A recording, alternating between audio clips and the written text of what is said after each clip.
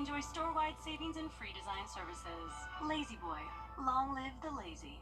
We all hope for a world of longer, healthier lives. To overcome today's biggest health challenges and accelerate that future, each of us needs to be part of the progress. Together, we can be a relentless force for building longer, healthier lives in the CSRA.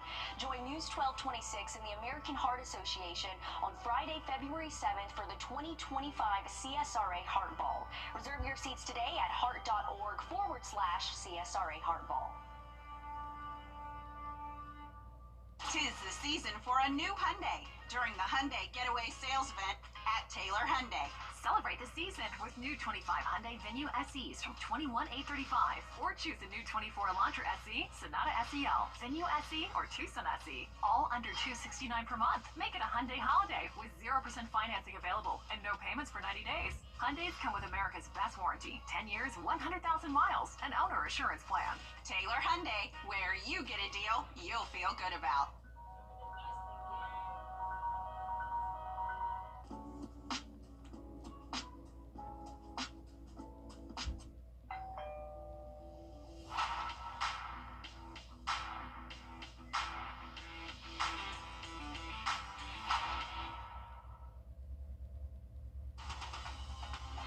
Live from Augusta, you're watching News 12 at 6 o'clock.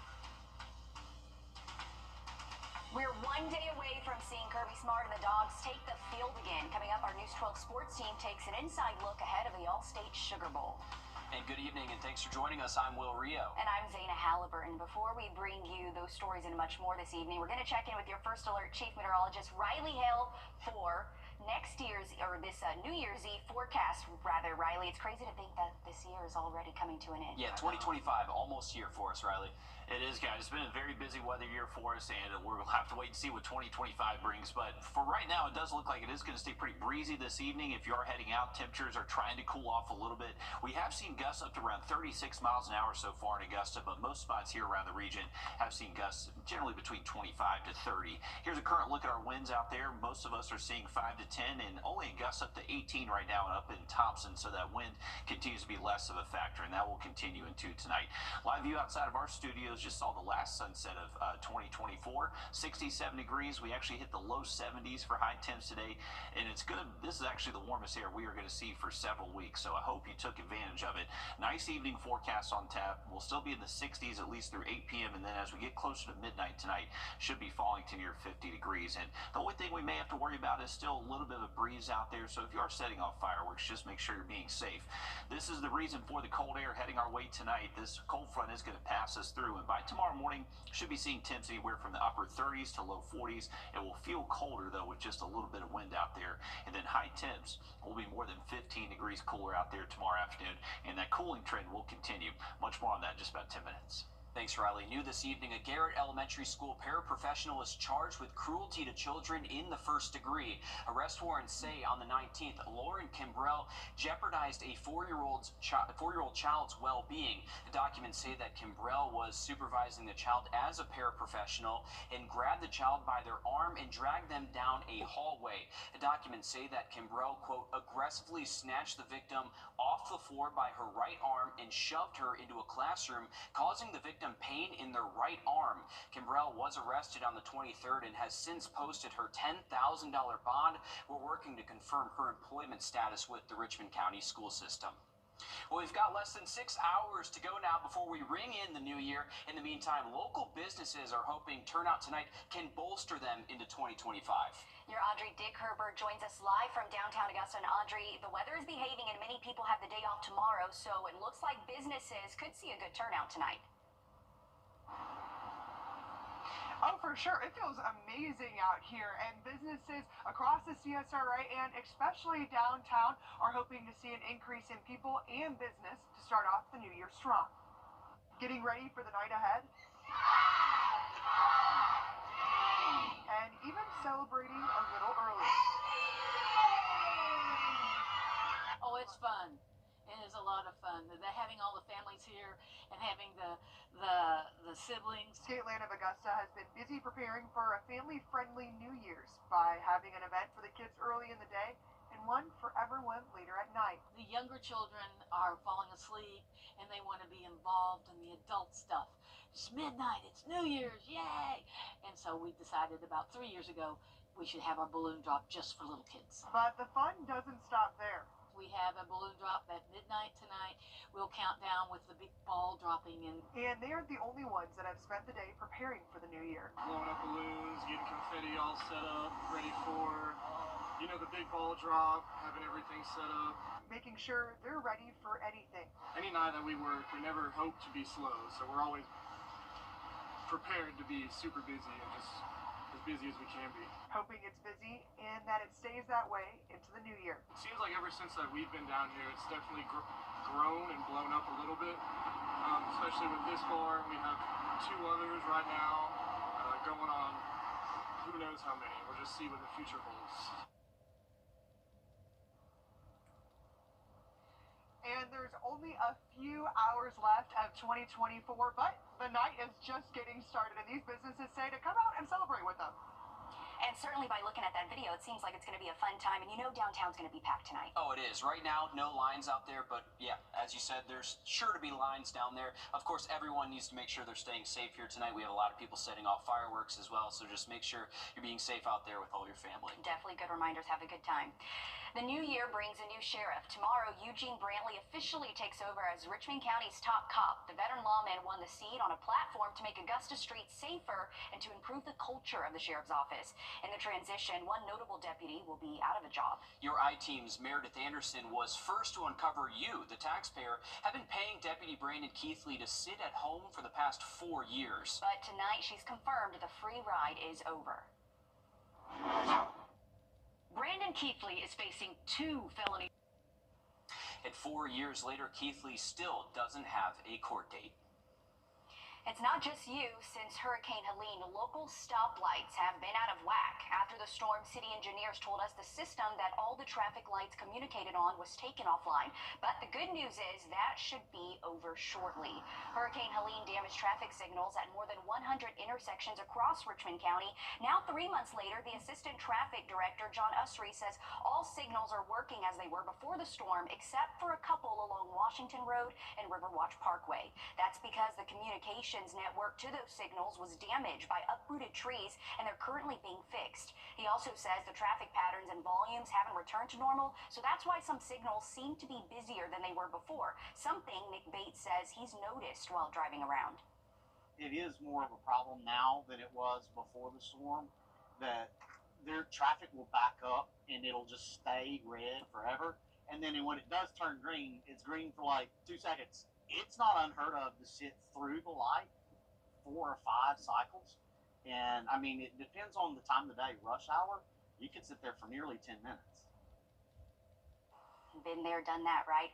Usry says they are still monitoring traffic and adjusting the timing. This News 1226 championship coverage is sponsored by the Chris Hudson Law Group. All right, we're just a little over 24 hours away from kickoff between number 2 Georgia and number 7 Notre Dame. Thanks to our friends over at the Chris Hudson Law Group, we're bringing you full coverage from the Sugar Bowl down in New Orleans. And while I stand here, our very own sports director, Alyssa Lyons, is down in the Big Easy right now. Alyssa, you had a long drive down there this morning. While you were in the car, both head coaches were putting a wrap on final preparations. Yeah, it kind of feels like a vacation, and sorry for the dogs, but their vacation comes to an end tomorrow. Again, this was the last time that we heard from head coach Kirby Smart and Marcus Freeman before kickoff tomorrow, and they had a lot of talking points. One of the biggest ones was that break that Georgia has had over the last few weeks. Georgia has had 3 weeks to prepare for this game, and that is a lot of time to get everyone ready. They had a 28-day break last year to prepare for the Orange Bowl, but this is the college football playoff. A chance to go on to the semifinals is onto the line. Kirby Smart weighed the pros and cons of the situation this morning. You can make positives and negatives. There's risk of injury.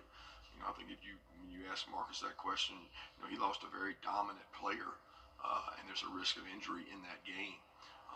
But there is a level of concern when you haven't tackled and gone live, and with the way college football is now with the portal and you lose players, you just can't afford to not have depth in practice like you really want to practice. So it's a challenge both ways. We studied all the NFL teams that have buys versus the wild card teams that get hot and continue to play. I think that's the closest thing you can find to it. Well, Notre Dame is without tackle Riley Mills. He's an All-American, so their defense will take a hit. Gunnar Stockton, he needed those first-team reps. That's the time that he's been using to get ready for the game, and we know that he is the biggest unknown in college football, but if he plays anything like he did in high school in the state of Georgia, we'll find out real quick just who he is. He's had Carson Beck on his shoulder, giving him all the ideas of how to take on this position and how to do it well, and that transition has been so far smooth. That's what head coach Kirby Smart has been saying so far. Carson Beck will be on hand here in New Orleans. He'll be on the sideline cheering on his team. Thanks for that, Alyssa. Yeah, Gunnar Stockton, as you mentioned, the biggest question mark, and we'll see how he does tomorrow night in his first ever start as a Georgia Bulldog. Thank you so much. We'll see you at 7 o'clock, Alyssa. And speaking of bowl season, South Carolina is trying to reach the 10-win mark for the first time since 2013. The Gamecocks are currently in a battle with Illinois in the Cheez-It Citrus Bowl as we speak. Lenora Sellers and the offense were only able to find 3 points in the first half, but they found their groove in the second half. Right now, it's Illinois with a 21-17 lead with just a few minutes left to go in this game. The Gamecocks are without Kyle Kennard and Rocket Sanders, but still putting up a fight against number 20. All right, thanks for that, Joseph. Hopefully the Gamecocks can pull it off for us. We are looking at cold temps heading our way the rest of the week, back below freezing by early Thursday morning. I'm looking at that forecast for you just after the break.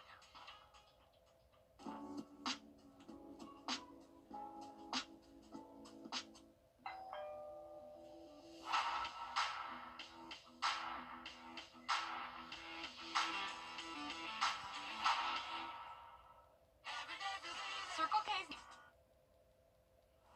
Welcome back, folks. A beautiful look over downtown Augusta. That's going to be the spot to be to check out some fireworks later tonight. We got temperatures upper 60s, so it is pretty warm for the last day of 2024, but temperatures will be cooling off through the 60s the next couple of hours, and by the time we get to midnight tonight, should be able to have temperatures near 50 degrees, so not necessarily too cold out there, but just going to have a few passing, just going to have the little bit of a breeze out there, that wind out of the west, anywhere from around 8 to 12 miles an hour, so just with a little bit of a wind, be safe with the fireworks. Make sure you can put out anything that does start quickly. Heading into tomorrow morning, we're expecting wake-up temps, a lot of sunshine, chilly out there. Temps will be near 40 degrees, but throughout the day tomorrow, it's going to be a struggle to really increase those temps all too much. We'll stay in the 40s for the first half of the day, and then most likely see those afternoon highs work their way into the mid and upper 50s. A lot of sun out there tomorrow. Should be a nice day overall. Just going to be a little bit cooler than the relatively warm air we've been enjoying the past couple of days. All right, so the last day of 2024 is today. Here's a look at our weather extremes for the official observation site out at Bush Field. So our hottest day was June 26th. That was 103. Our coldest low was actually earlier this year on January 21st, where we got down to 16 degrees. Our wettest day was just about a month and a half ago on November 6th, where we got over 4.5 inches of rain. And no surprise here, our highest wind at Bushfield was the morning that Helene did pass through and produce a gust up to 82 miles an hour officially there at Bushfield. Now, moving forward this week, we are going to continue to see these cold temps, most likely below freezing, waking up Thursday, Friday, Saturday, and Sunday. And not just freezing, but most likely waking up in the 20s. So getting that cold air back across the area. Once we get past the weekend, we're looking to bring back our next chance for rain, most likely by next Monday. But if you do have outdoor plans for the weekend, it does look dry. We're going to stay sunny, chilly on Saturday. High temps will stay near 50 again on Sunday. The only difference is that by Sunday, we will start to notice a few more clouds showing up. That'll be thanks to our next incoming system that should show up by Monday. So you can see a couple of different model views here. You can see a big divide on what's expected to happen next Monday. So the GFS model keeps it a little bit further south. That keeps our temperatures a little bit cooler in the 40s. The European model has that warm front well north of us, and our high temps actually hitting the 60s by Monday afternoon. So still a wide range of possibilities out here by Monday next week, but we're going to continue to watch this closely, but this would be our next best opportunity for rainfall over the next week or so. New Year's Day tomorrow looking good, lots of sun, and then those temperatures get very cold heading into the end of the week. Weekend looks good, just chilly, and then we will track that rain by next Monday. Thanks, Riley. Still ahead, we're giving you an inside look at the new Edgefield County Law Enforcement Center and the huge step up compared to what the county has now. First Alert Radar, powered by Jim Hudson Automotive Group. Georgia's heavy truck means we win. That's the strong. Earlier this year, your I-team found local jails in South Carolina did not meet the state safety standards, and Edgefield County was no exception. That's why they're looking ahead to a new law enforcement center set to open in January. Today, I got a walkthrough of the new facility where the sheriff says they're finding solutions and not repeating the past. We can't tell you about the new law enforcement center without giving you a brief look at the current one. It's a building that's been around since 1980. Sheriff Jody Rowland says after failing many state inspections, they decided to create a study that focused on the needs of the jail. Because of so many violations and so many needs in the old center, the product that you see today is a lot of the things that we know needed corrected desperately. This is probably the most advanced county jail in the state. Sheriff Rowland says the current jail has failed inspections in the past due to safety issues. They were just plain old, could not be repaired. The process could not be changed because of the construction and the layout and the way it was processed. He says building a new facility ensures all needs are met and brings different resources under one roof. We don't have a kitchen in the old jail. We don't have a courtroom in the old magistrate's office. There's just so many basic needs we've missed over the years that have been brought into this design. It's a $41 million project that's taken just over 2 years to build. Sheriff Rowland says it has 7 cell blocks and can hold up to 134 inmates with room to expand. The current jail was designed to hold just under 50. Come out here to a state-of-the-art detention facility and operate it with less people, less danger. This is going to be a big boost in morale for every county employee. Sheriff Rowland says he hopes this new building helps with recruitment and retention within the sheriff's office. That's a part of why you can find a gym and rooms for training on site. If you want to step outside that hustle and bustle just a little bit, have a top-of-the-line facility to work in, to train in, I'll be able to recruit you here. And let me tell you, compared to where they are now, stepping into that new law enforcement center, complete difference. The ribbon cutting for the 67,000 square foot facility will be held on January 17th. I'm told there will be a gradual move-in process between all departments, the sheriff's office, magistrate court, and dispatch center happening around that time. And we know they're all looking forward to getting into that state-of-the-art facility there. Of course, like the sheriff said, hopefully that helps with recruitment as well. It's a good resource to have in that community. Certainly it's going to be something to follow in the future. And if you are heading out for New Year's Eve plans tonight, we are going to keep skies clear, just a little bit of a breeze, so be safe with the fireworks. But temps should be near 50 at midnight tonight. I'm going to look at the 7-day just after the break. This year, don't settle for less than a Honda. Visit your Augusta Aiken Honda dealer. Brand new Kias under Enclosures. Welcome back, folks. Remember, our long-term outlook heading into next week and even much later next week does continue to bring some very cold air to the southeast. So brace for this. This is likely meaning that we're going to see temperatures at least 10 to 20 degrees below average. And this is the time of year where we usually see our coldest air of the year, where our average low and high temperatures are at their minimum. So this is going to be a very frigid stretch of weather once we get past this week into next week. And it looks like it will stick around for a little while. Now, the big question is if we can factor in maybe some precipitation with that cold air. This is the hazard outlook for the next 8 to 14, or the 8 to 14 day hazard outlook. This is issued by the Climate Prediction Center, so this isn't necessarily a model. This is just accumulating all those model solutions and coming up with the most likely scenario. So right now they have put out a slight heavy snow risk across a good portion of the southeast.